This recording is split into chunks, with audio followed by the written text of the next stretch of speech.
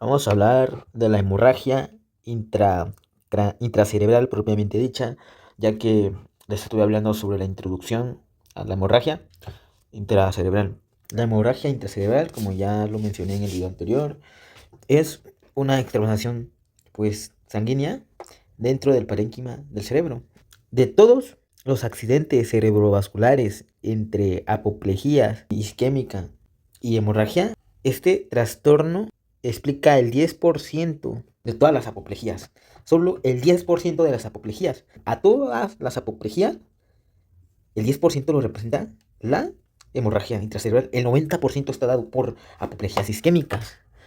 Entonces, pero solo el 35 o 45% de los pacientes fallecen dentro del primer mes.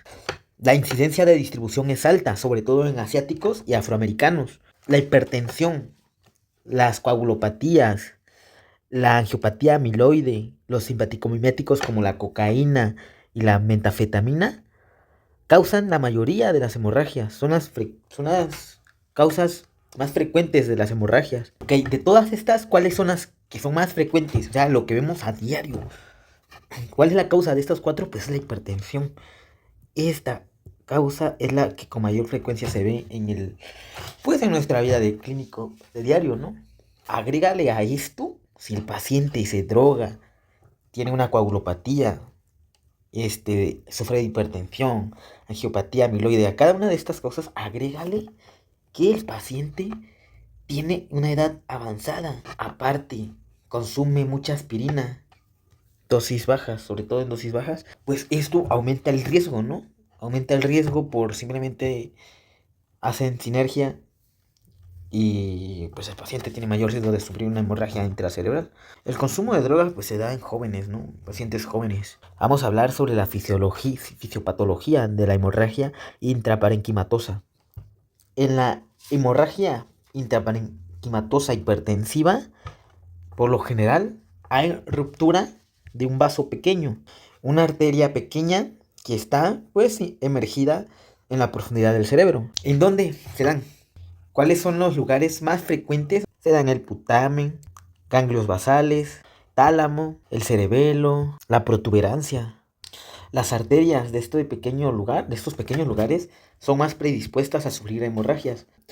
Cuando el paciente tiene ruptura de un vaso fuera de estas áreas, hay que sospechar en que si el paciente pues no tiene una neoplasia, ¿no? Una coagulopatía, malformaciones arteriovenosas, vasculitis o angiopatía amiloide.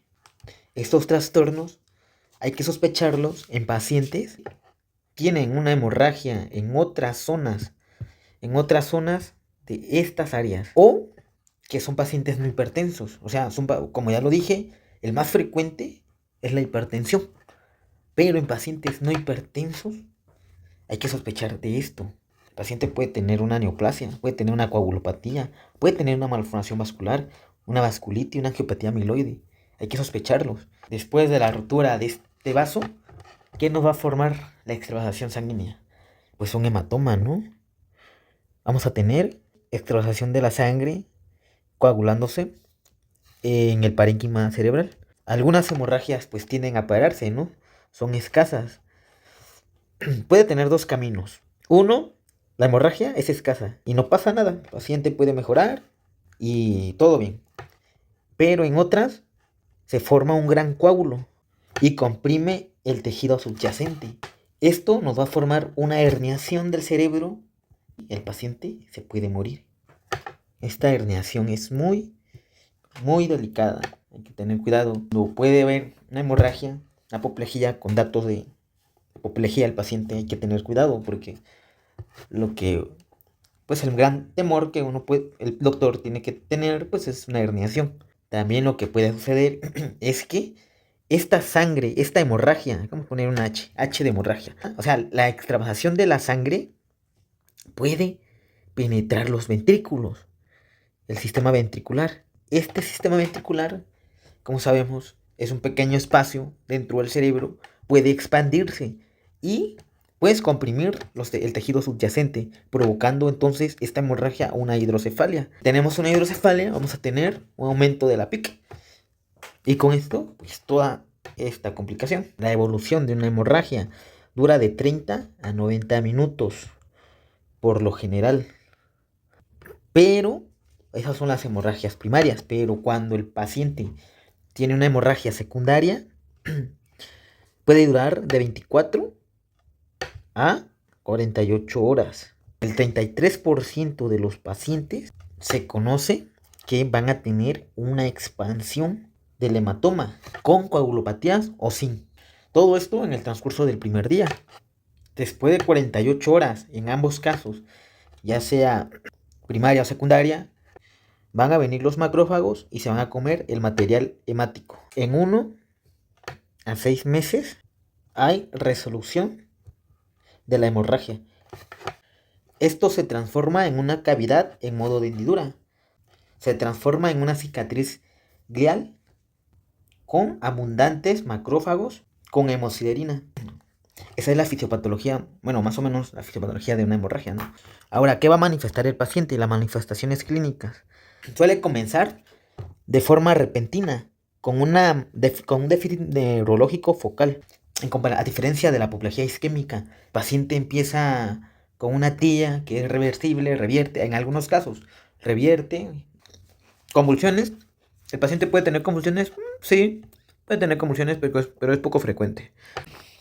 El paciente no tiene una forma repentina de aparición, pero puede ser máximo, o sea, un nivel de conciencia muy deprimida y signo de incremento de la presión intracraneal, como cefalea o vómitos, pero el déficit focal empeoran en términos de 30 a 90 minutos después del comienzo de las manifestaciones focales. El sitio más común, ¿dónde lo vamos a tener? El putamen. Es el sitio más común. Se puede acompañar de lesión de la cápsula interna adyacente. Por ello, la hemiplegia contralateral constituye el signo centinela. En casos leves, hay casos leves, la cara se desvía hacia un lado por 5 a 30 minutos. El lenguaje, a esto se le agrega el lenguaje entrecortado. Los brazos y las piernas pierden fuerza de forma progresiva y los ojos se desvían de forma contrario a la hemiparesia. En algunos casos la parálisis puede empeorar hasta que las extremidades son muy flácidas o muy rígidas en extensión. Si la hemorragia es muy abundante, o sea, hay una hemorragia muy abundante, la somnolencia degenera en estupor a medida que aparecen los signos de comprensión de la parte superior del tronco encefálico. El paciente cae en coma. A esto se le agrega respiración profunda, irregular e intermitente, con pupila ipsilateral dilatada y fija. A esto se le agrega la rigidez de cerebración. En casos leves se va a hacer en un transcurso de 72 a 12 horas. O sea, el tiempo se alarga. En estos casos el tiempo es rápido. O sea, hay salida de tejido sanguíneo, pero es muy rápido. En casos más leves, esto nos puede durar de 12 a 72 horas. En 72 horas el edema pues tarda en acumularse en el tejido cerebral adyacente, provocando el deterioro progresivo. Esto es en personas que tienen pues hemorragia del putamen, ¿no? O sea, el sitio es el putamen. Aquí, el putamen. Los pacientes tienen estos cuadros. Vamos a recapitular. Es el sitio más húmedo en el putamen. Pero también vamos a tener, o puede tener, que haya lesión de la cápsula interna. Después esto nos va a presentar una hemiplegia contralateral, que es el signo centinela. Los casos leves. Las caras se van hacia un lado por 5 a 30 minutos. El lenguaje entrecortado. Los brazos y piernas pierden fuerza progresivamente. Los ojos se desvían al lado contrario de la hemiparesia. Las extremidades son flácidas o rígidas en extensión en algunos casos. Esto es en algunos casos. En casos más abundantes, más graves, ¿no? Vamos a tener una somnolencia que se convierte en estupor, mientras aparecen los signos de compresión de la parte superior del tronco encefálico. Va a haber coma. Vamos a tener una respiración profunda, irregular e intermitente. Va a haber pupila isolateral dilatada y fija, rigidez de descerebración. Y en casos leves, pues estos signos se van a dar en 72 a 12 horas. Vamos a tener también no nada más hemorragias del putamen, ¿no? Como ya lo mencioné, el putamen es el sitio más común. Podemos también tener pues hemorragias talámicas. Estas hemorragias también nos van a poder producir hemiplegia o hemiparesia por compresión o disección de la cápsula interna adyacente. Pero aquí el paciente va a presentar una disfunción sensitiva, deficiencia sensitiva, que abarca todas las modalidades de sensibilidad. Vamos a tener dos modalidades, ¿no? Una que es en el lado dominante y otro que es en el lado no dominante. Cuando el paciente tiene la hemorragia en el lugar del tálamo dominante, vamos a tener una afasia. Vamos a conservar la repetición verbal. Ahora en el tálamo no dominante vamos a tener apractonosia o mutismo. ¿Qué es la apractonosia? Ok. La apractonosia es cuando, por ejemplo, aprendes, ¿no?, un movimiento previamente, pero no tienes la capacidad para coordinarlo. O sea, tú ves un movimiento, lo quieres hacer, pero no lo coordinas. O tienes la incapacidad de volverlo a hacer. O sea, no lo puedes hacer. Y en esto, a veces que no tienes un problema motor básico. En otras ocasiones, vamos a tener un defecto en el campo visual homónimo. Siempre vamos a tener, en las hemorragias talámicas, vamos a tener siempre un trastorno visual, ya que pues las hemorragias progresan en sentido caudal hacia la parte del mesencéfalo. ¿Y en qué consisten estos trastornos visuales? Pues desviación del ojo hacia abajo y adentro.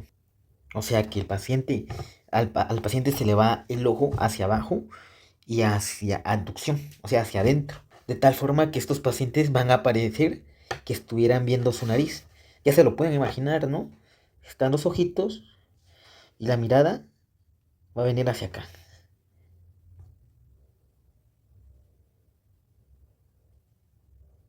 Así. Van a estar viendo su nariz. Ya sea, pues, si tienen afección en ambos tálamos, ¿no? Ya si no nada más es uno, pues ya uno va a estar así. Vamos a tener anisocoria. ¿Qué es la anisocoria? ¿Alguien sabe qué es la anisocoria? La anisocoria es cuando una pupila está dilatada y otra está contraída. O más bien, una tiene miosis y otra midriasis. A esto se le agrega con ausencia de los reflejos luminosos. Vamos a tener desviación oblicua con el ojo contralateral a la hemorragia desplazado hacia abajo y adentro. Sí, ¿cómo es esto? Ok, tenemos el ojo, ¿no? Aquí. Entonces, aquí está la hemorragia. Entonces, este ojo contralateral era el contrario, no isolateral. Si fuera isolateral sería este ojo, pero ese es este ojo. Vamos a tener el síndrome de Horner, ipsolateral. ¿Qué es el síndrome de Horner? El síndrome de Horner se va a manifestar por una ptopsis. El paciente no puede mantener el párpado normal hacia arriba. El párpado va a caer. Este es el párpado normal. Así. El paciente está bien ahí. Este es su tamaño pupilar normal, suponemos. El paciente va a tener miosis, o sea, las pupilas van a estar contraídas. Pero también en la zona afectada, el paciente va a tener anhidrosis. ¿Qué quiere decir anhidrosis? Si hace calor, voy a dibujar el sol, el paciente va caminando, de repente tiene pues una manifestación neurológica del síndrome de Horner, pues el paciente va a tener ptopsis, va a tener miosis, pero no va a estar sudando de este lado. O sea, el paciente va a estar seco aquí. Ese es el síndrome de Horner. Y como es ipsolateral, hace rato dijimos sobre la mirada que era contralateral, este va a ser en el lado de la hemorragia. Aquí está la hemorragia. Y vamos a tener también una ausencia de convergencia, que el paciente puede ver doble. O sea, no va a poder converger bien la mirada y el paciente lo estaría viendo así. Por ejemplo, si está una persona así, él lo vería así. También una parálisis de la mirada vertical. El paciente no va a poder mirar hacia arriba. Solo va a verla, o sea, aquí no va a tener esta mirada hacia abajo, hacia arriba. Solo va a poder mover los ojos hacia el lado lateral. También va a haber nistagmo de retracción. ¿Qué es el nistagmo de retracción? Pues un movimiento, es un tipo de movimiento anormal de los ojos que ocurren cuando intentas mirar hacia arriba. En lugar de moverse suavemente, los ojos van a retroceder hacia adentro de las órbitas y pueden presentar un movimiento oscilante. O sea, el paciente va a querer mirar pues hacia arriba, ¿no? Pero no va a poder, porque el ojo va a retroceder. Entonces esto va a provocar pues la mirada oscilante, lo que va a pues provocar una incapacidad de mirar hacia arriba. Por último, estos pacientes van a tener un dolor neurológico que no pues no se va a poder aliviar ni con los analgésicos. Algunos a veces antidepresivos tricíclicos que tal vez pueden calmar el dolor, pero pues muy pocas veces, que es el síndrome de Rowse. Este tipo de dolor va a ser contralateral y crónico. Bien, recapitulando, las hemorragias talámicas va a haber una hemiplegia o hemiparesia más compresión de la cápsula interna adyacente. Cuando hay una hemorragia, vamos a comprimir la cápsula interna adyacente. Vamos a tener una deficiencia sensitiva pronunciada en todas las modalidades de sensibilidad. Y con esto vamos a tener pues dos zonas, ¿no? Puede ser dominante o no dominante. Vamos a tener afasia, pero se va a conservar la repetición verbal. Pero también podemos tener una hemorragia del lado no dominante. Y vamos a tener aplactonosia, que es la capacidad de aprender movimientos previamente aprendidos. Y mutismo. Pero siempre vamos a tener un defecto del campo. Podemos tener defecto del campo visual. O sea, no podemos ver el campo visual, ¿no? Pero siempre vamos a tener un trastorno visual. Siempre.